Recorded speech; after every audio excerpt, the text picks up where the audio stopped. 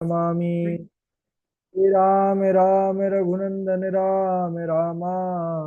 श्री राम राम भरताग्रज राम रामा। श्री राम राम रणकर कस राम रामा। श्री राम राम शरणं भव राम रामा। माता रामो मत्पिता रामचन्द्रः। स्वामी रामो मत्सखा रामचन्द्रः। सर्वस्वं मे रामचन्द्रो दयालुर्नान्यं जाने नैव जाने न जाने। अञ्जनानन्दनं वीरं जानकी शोकनाशनं कपीशमक्षहन्तारं वन्दे लङ्काभयङ्करम्। भक्ति भक्त भगवंत गुरु चतुर्नाम उपवेक। इनके पद बंदन किए नासत विघ्न अनेक। बोले श्री राघवेंद्र सरकार की जय। रामायण श्री राम कथा की जय। श्रीमद गोस्वामी तुलसीदास जी महाराज की जय। परम मंगलमय परात्पर अखिलेश्वर अचिंत कल्याण गुणगण निधान सर्वेश्वर सर्वाधिपति श्रेष्ठ आचरणवान आनंद कंद श्री रामचंद्र कौसल्य आनंद वर्धन अवधन नरेंद्र नंदन श्री रघुनंदन विदेहवन सभय जयंती जनक नरेंद्र नंदनी भासुती जगदीश्वरी माँ सुनैना की आंखों की पुतलिका विदेह जा जनक जात जनकाधिराज तनया जनक राज किशोरी वैदेही मैथिली श्री राम प्राण वल्लभा श्री जानकी जय। इन दोनों युगल सरकार के पावन चरणारविंदों पर कोटि नमन नतमस्तक वंदन एवं मुखिनंदन। तीनों मैया चारों भैयाओं के चरणों में कोटि कोटि प्रणति। अनंत बलवंत गुणवंत श्री हनुमान जी महाराज के पावन चरण कमलों पर कोटि कोटि प्रणाम। समस्त भूतादिक सीय राम मैं सब जग जानी करहूँ प्रणाम जोरि जुग पानी। हम सबका यह सौभाग्य कि श्री राम कथा मंदाकिनी पर अवगाहन करने का जीवन में सद सौभाग्य प्राप्त कर रहे हैं। श्री राम कथा चरित्र की तैयारी में लगे हैं। यह पावन कथा के अंतर्गत हम सब कल के प्रसंग पर श्रवण कर रहे थे, किस प्रकार सुग्रीव से भगवान मित्रता करते हैं और सुग्रीव को अभय प्रदान करते हैं। एक ही बाण में बाली को मारते हैं। बाली को जब भगवान ने बाण मारा, बाली के सम्मुख आए तो बाली ने भगवान से कहा कि प्रभु धर्म हेतु अवतरे हूँ गोसाई मारे हूँ मोहि व्याध की नाई। मैं बैरी सुग्रीव पियारा कारण कवन अवगुण कवन नाथ मोहि मारा। हम सुग्रीव दोनों भाई हैं, फिर भी मैं आपका बैरी हो गया, सुग्रीव प्यारा हो गया। भगवान ने कहा कि बाली, मैं धर्म का पक्ष, क्योंकि मैं धर्म रूप हूं। सुग्रीव धर्म को पकड़े है और तुमने धर्म को छोड़ दिया। अभी तुम मुझे धर्म की व्याख्या कर रहे हो, लेकिन तुमने जीवन में स्वयं कभी उस धर्म का पालन नहीं किया। भगवान ने जब उस बाली को उपदेश किया तो बाली को जो अंतःकरण के उसके नेत्र थे वह खुल गए और भगवान के दिव्य स्वरूप का उसको ज्ञान हुआ। तो उसने बस आंखों में अश्रु लेकर के यही कहा कि प्रभु, क्या मैं इन चरण कमलों के दर्शन के बाद भी पापी रहा? क्या मेरे पाप नहीं धुले? क्या मैं अभी पापों से मुक्त नहीं हुआ? भगवान करुणा के सागर बाली के वचनों को सुन करके प्रसन्न हुए, कहने लगे कि हे बाली, अगर तुम चाहो तो मैं भी तुमको अमर किए देता हूं। तुम अपने प्राणों को रखो। लेकिन बाली ने भगवान के चरणों को दृढ़ता पूर्वक पकड़ लिया। प्रभु, मुझे अमर नहीं होना, बस आपकी कृपा से अब मैं आपकी महिमा थोड़ा जान चुका हूं। क्यों अमर नहीं होना चाहता? तब बाली ने अपना बताया भाव कि जन्म जन्म मुनि जतनु कराही अंत राम कही आवत नाही। जासु नाम बल शंकर काशी देत सब ही सम गति अविनाशी, मम लोचन गोचर सोई आवा, बहुरी की प्रभु यस बन ही बनावा। बाली ने कहा कि हे नाथ, जन्म जन्म मुनि चेष्टा करते हैं परंतु में राम भी नहीं बोल पाते, और वही साक्षात राम मेरे सम्मुख हैं। अरे जिस नाम के बल से शिव जी काशी में सबको अविनाशी गति दे देते हैं, सबको मुक्ति देते हैं, आज मेरे नेत्रों का वह विषय बना हुआ है, तो फिर ऐसा संयोग क्या पता कब बन पाए। अरे संसार में ऐसा मूर्ख कौन होगा जो कल्प वृक्ष को काट करके बमूल का वृक्ष बोएगा। तो हे प्रभु, अब बस मुझ पर अपनी करुणा कृपा कीजिए। और उसने कहा कि मैं यही आपसे चरणों में निवेदन करता हूँ, मेरी एक ही मांग है आपसे। क्या? अब नाथ करी करुणा बिलो कहूँ, देहु जो बर मागऊं, जेहि जोनि जन्मऊ कर्म बस तहाँ, राम पद अनुरागऊ, यह तनय मम सम विनय बल, कल्याण प्रद प्रभु लीजिए, गही बाह सुर नर नापन, दास अंगद कीजिए। हे प्रभु, मैं कर्मवश चाहे जिस योनि में जन्म लूं, लेकिन मुझे आपके चरणों में प्रेम बना रहे, यही चाहता हूँ। और अपने पुत्र अंगद को प्रभु मैं आपके चरणों में छोड़ करके जा रहा हूँ। बाली ने पूर्णतया सब जगह से मन हटा करके राम जी के चरणों में मन लगा लिया, और उनके चरणों का ध्यान करते करते ही, दर्शन करते करते ही अपने प्राणों को उनके चरणों में समर्पित कर दिया। प्रभु राघव लाल जी बाली को अपने परम धाम भेज दिए। नगर के लोग व्याकुल होकर के दौड़े हैं। बाली की पत्नी तारा नाना भांति से विलाप कर रही है। उसके केस खुल गए, देह की सुध नहीं रही उसको। तारा को विकल देख करके श्री रघुनाथ जी ने उसको दिव्य ज्ञान दिया है। बतलाया कि संसार का बीज ही शोक मोह है, यह ज्ञान से ही नष्ट होता है। ज्ञान देकर के माया का हरण किया मायापति ने। तारा से भगवान ने कहा कि यह शरीर जो है वह तो तुम्हारे सामने पड़ा ही हुआ है, और जीव जो अंदर रहता है, जो ओ आत्मा है, वह तो अजर अमर है, उसका नाश किसी काल में भी नहीं होता है।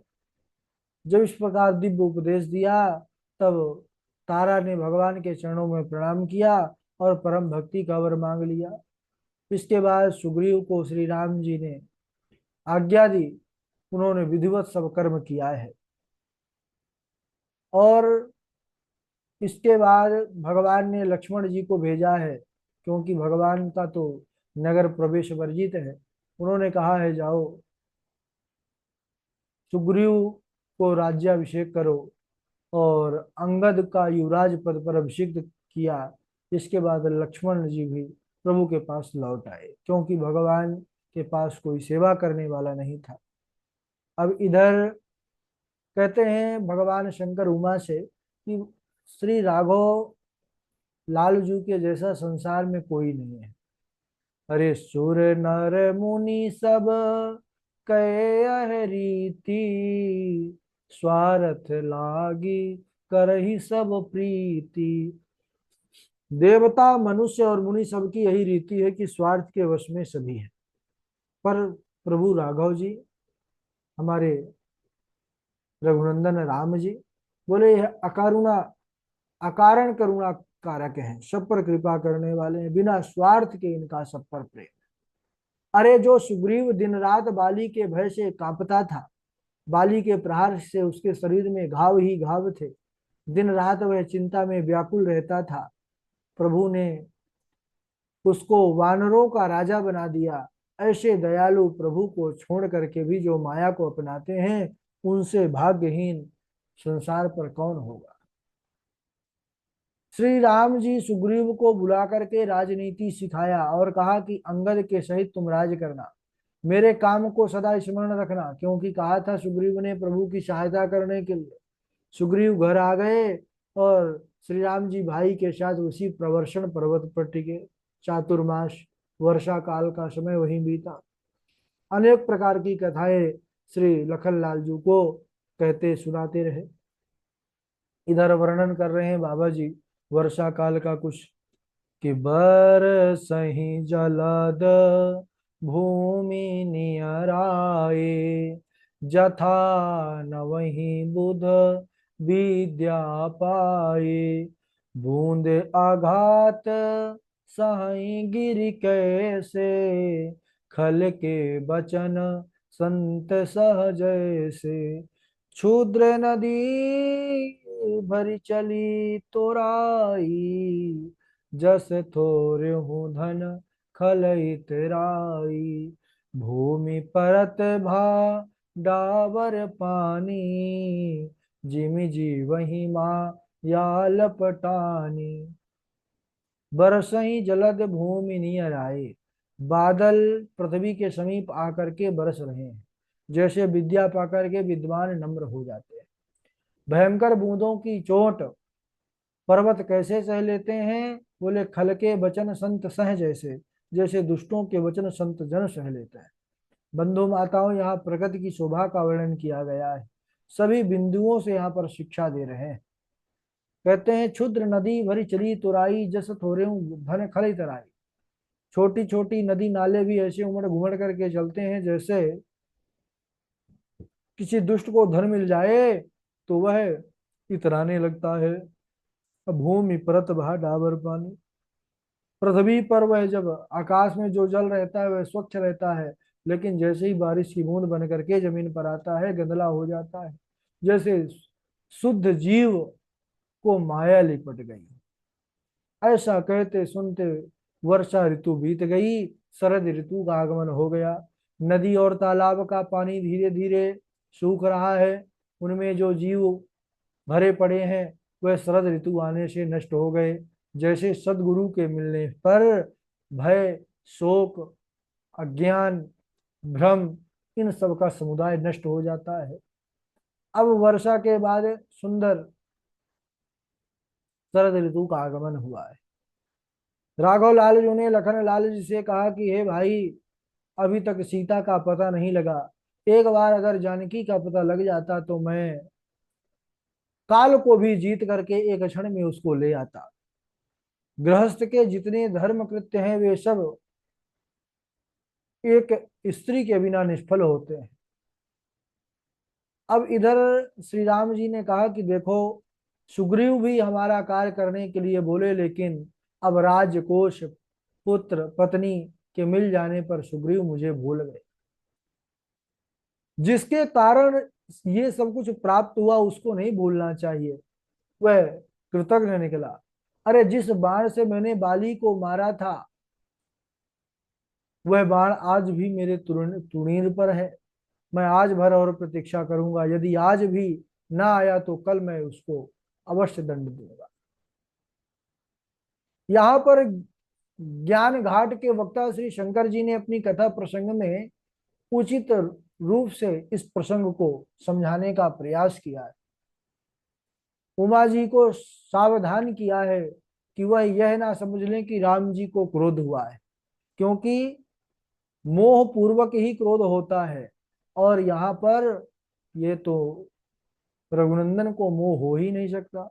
यहाँ मोह कर तारन नाही, रति रवि सन्मुख तम कबहु जाहि। मोह ही नहीं हो सकता तब क्रोध कैसे होगा? अरे जिसकी कृपा से मद मोह छूट जाता हो, हे उमा, क्या स्वप्न में भी उसको मोह हो सकता है, क्रोध हो सकता है? अरे इस चरित्र को जिन्होंने श्री रघुनाथ जी के चरणों में प्रेम लगा रखा है वही ज्ञानी मुनि जान पाते हैं। लक्ष्मण जी ने समझा कि प्रभु क्रुद्ध है तो धनुष पर प्रत्यंचा चढ़ा ली, बाण हाथ में ले लिया। विचार किए कि बाली जो था बड़ा था तो बड़े भाई रघुनंदन जी के हाथ से गया ऊपर, अब छोटा जो है अब मेरे छोटे भाई के हाथ से ही जाएगा, यानी सुग्रीव। भगवान ने तो कल के लिए कहा है, मैं कल के बजाय आज ही उसको मार डालूंगा। यहाँ पर प्रभु राघव जी ने विचार किया कि लक्ष्मण जी तो क्रोधित हैं, कहीं सचमुच जाकर के सुग्रीव को मार ना दें, वध ना कर दें। इसलिए उन्होंने लक्ष्मण जी को समझाया है। तब अनुज ही समुझावा, रघुपति करुणा शिव, भय दिखाई दे आवऊ, तात सखा सुग्रीव। सुग्रीव को डरा करके रास्ते में लाना है लक्ष्मण, मारना नहीं है, क्योंकि वह हमारे मित्र है, मित्र धर्म यही है। इधर हनुमान जी ने भी विचार किया कि देखो सुग्रीव, अब इनका सब कुछ कार्य बन गया तो ये रघुनंदन के कार्य को विसरा दिए।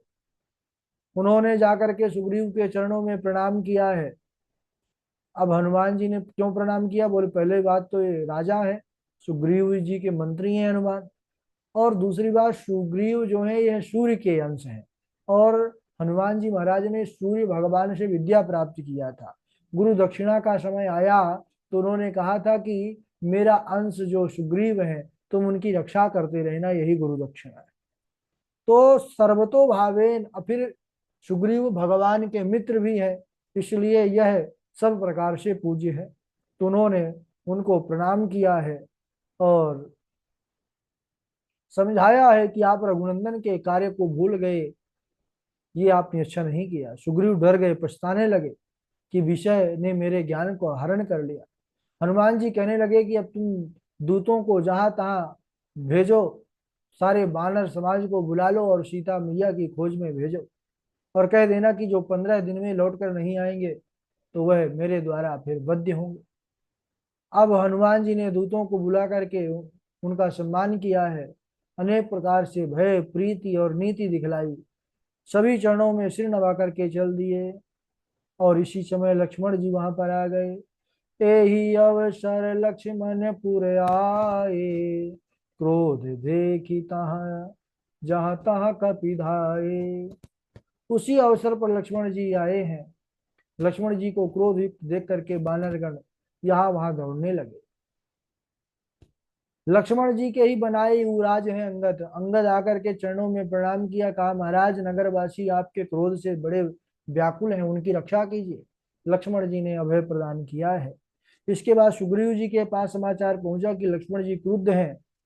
तब हनुमान जी से कहा कि तुम जाओ, तारा को साथ लेकर के लक्ष्मण जी के पास जाओ, उनका क्रोध शांत करो। इधर हनुमान जी गए हैं, चरण वंदना करके प्रभु के सुयश की वंदना की और विनती करके घर ले आए। चरणों को धो करके पलंग पर बिठाया है लक्ष्मण जी को। इस पलंग के विषय वासना के चक्कर में ही सुग्रीव जी का ज्ञान चला गया और राम काज भूल गए। जबकि सीता जी की खोज भी राम कार्य ना होकर स्वयं अपना और सकल जनों का ही वस्तुतः कार्य है। क्यों? क्योंकि सीता जी कौन है? सीता जी हैं शांति, सीता जी हैं भक्ति, सीता जी हैं शक्ति और लक्ष्मी। और सभी जीव चाहते हैं कि उनके जीवन में शांति हो और जीवन में भक्ति हो, शक्ति हो, लक्ष्मी हो, सब जनों की चाह है। और इन्हीं के लिए सारा संसार दिन रात जो है दौड़ता रहता है। तो यहाँ पलंग पर बैठाने का कई भाव संतों ने बताया। सानुज सीय समेत प्रभु राजत पर्ण कुटीर, भगति ज्ञान वैराग्य जनु सोहत परे शरीर, सोहत धरे शरीर। सीता जी कौन है? सीता है भक्ति, राम है ज्ञान, लक्ष्मण है वैराग्य। अतः वैराग्य रूपी लक्ष्मण पलंग जो सुग्रीव का था उस पर बिठा कर जिना दिया कि विषय वासना त्याग लो और वैराग्य की शरण लो, जिससे प्रभु राम जी का ध्यान बना रहे। दूसरा कारण है लक्ष्मण जी अहिश हैं, सर्पराज हैं, शेषावतार हैं। यदि पलंग पर एक सर्प आ जाए तो नींद की क्या चले, वहां पर कोई बैठ नहीं सकता। तो मानो लक्ष्मण जी सावधान कर रहे हैं सुग्रीव को कि अब गहरी नींद से तुम जाग जाओ। तीसरा, पलंग पर बैठने का अर्थ है क्षमा करना। सुग्रीव ने आकर के चरणों में सिर झुकाया है, लक्ष्मण जी ने उनकी भुजाओं को पकड़ करके गले लगाया। तब सुग्रीव जी ने लक्ष्मण जी से कहा कि पाहि पाहि रक्षा करो, प्रभु तुम परम उदार। भूल गया विषयान धवन, मैं मति मंद गवार। हे प्रभु, मैं तो वानर हूँ जाति का और मंदमती, मैं भूल गया, मुझे क्षमा करें। तब लक्ष्मण जी सुग्रीव जी को साथ में लेकर के रघुनाथ जी के पास आए हैं, और इधर रघुनाथ जी की अनेक प्रकार से स्तुति करके विनय करके सुग्रीव अपने जो वानर सेना है उनको सभी दिशाओं में भेजा है, सभी चारों दिशाओं में भेज दिया। इसके बाद हनुमान जी आए हैं, प्रणाम किया है, वे भी जा रहे हैं। तब राम जी पास में बुला करके अपने हाथों से उनके जो है सर पर जो है अपना चरण कमल रख करके, और अंगूठी राम नाम से अंकित वह मुद्रा जो थी, वो मुद्रिका जो थी, वह प्रदान किया। मानो प्रभु श्री राम जी ने मुद्रिका दे करके सुनिश्चित कर दिया कि यह माँ सीता के खोज का श्रेय हनुमान जी को ही प्राप्त होने वाला है। तो आज यहीं तक, इसके आगे किस प्रकार हनुमान जी महाराज लंका तक पहुंचे उसको मंगले दिवस बोलिए राघवेंद्र सरकार की जय। चलिए बारी बारी से चौपाई सुना दीजिए सभी लोग।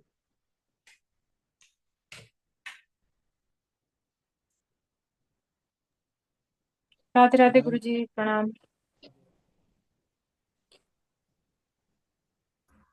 ज्ञान योग भक्ति ये साधन तीन प्रधान, श्रेष्ठ कौन इनमें कहो, रघुवर कृपा निधान। थोरे हूँ मह सब कहूँ बुझाई, सुनहु तात मन मति चित लाई। मैं और तोरते, मैं और मोर तोरते, माया जहि बस कीने जीवन काया। मम गुण गावत पुलक शरीरा, गद गद गिरा नयन बह नीरा। राधे राधे गुरु जी। राधे राधे। राम गुरु जी। जी जी। पिता दीन मोहि कानन राजू, जहाँ सब भांति मोरे बड़ काजू। आय सुदेहि मुदित मन माता, जेहि मोद मंगल कानन जाता। राम जी। हाँ जी।